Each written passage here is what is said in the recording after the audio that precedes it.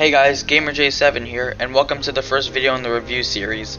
In this series, I'm going to be reviewing games I've completed or played, and I'm hoping that this series continues because I think it's a nice change from gameplay videos. So to kick off the series, today I'm going to be reviewing probably my favorite game so far, which is Subnautica. Subnautica is an underwater survival game which takes place on a water-based planet.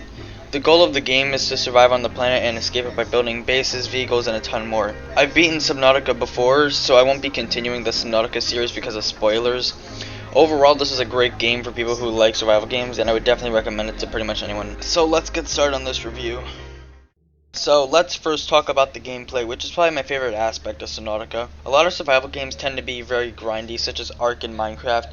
This applies to Subnautica as well, but unlike Ark and Minecraft, in my opinion, the grinding in Subnautica is very well executed. What makes this gameplay so fun is that the game never gets boring. I've played Ark before, but I never beat it simply because the grinding was getting really boring, as well as the gameplay. In Ark, the grinding areas of the game are really drawn out and tend to become really annoying and boring, depending on your patience level. I don't have much patience, so the grinding parts of Ark maybe not want to play it after a while. Subnautica's grinding areas have never become boring. This is also because the game is very suspenseful in some parts, because this is another big part of the game. The creatures in the game are very creepy and scary looking, and the way these creatures work is pretty unique in my opinion. In Ark, specific dinosaurs can come up behind you and scare you, which will probably make you jump. But this wears off quickly. Sometimes they can become annoying and frustrating rather than scary after a while. Subnautica fixes this by implementing suspense in a great way. Creatures can emit sounds from far away, and every time you hear that noise, you start to panic every time. Here's an example of what I'm talking about.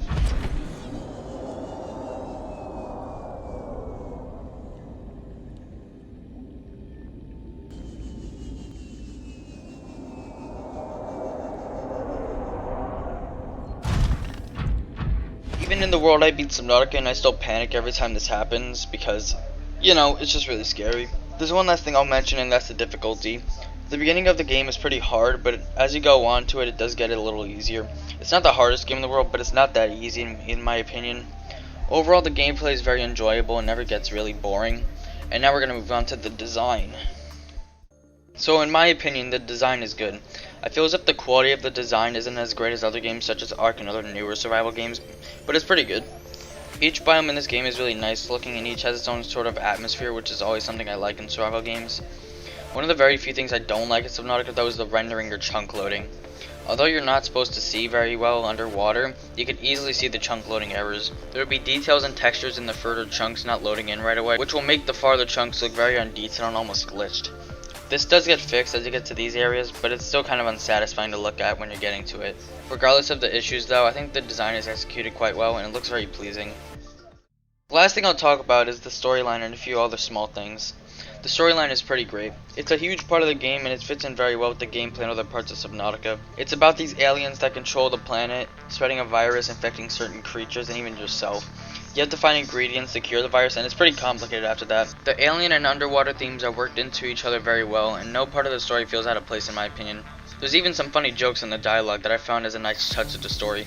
The storyline's pretty complex, so I would suggest looking up the storyline if you want to know the entire thing. But overall, it's pretty interesting. The last thing I'll talk about is the way the different biomes are worked into each other.